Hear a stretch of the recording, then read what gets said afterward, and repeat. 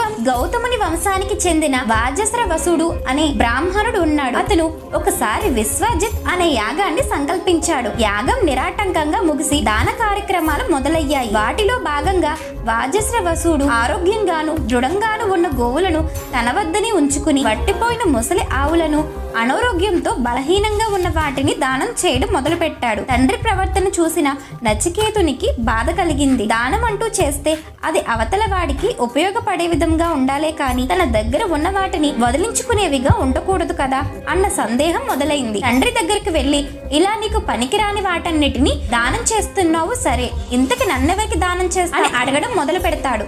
పిల్లవాడు అదే ప్రశ్నను మాటి మాటికి అడగడంతో తండ్రికి చిర్రెత్తుకొచ్చింది. నిన్ను ఆ యముడికి దానం చేస్తున్నాను పొమ్మన్నాడు. పవిత్రమైన యజ్ఞ సమయంలో, అందులోనూ దానం జరుగుతున్న సందర్భంలో తండ్రి నుండి అలాంటి మాట వచ్చిందంటే దానిని నెరవేర్చి తీరాలనుకున్నాడు నచికేతుడు. పొరపాటు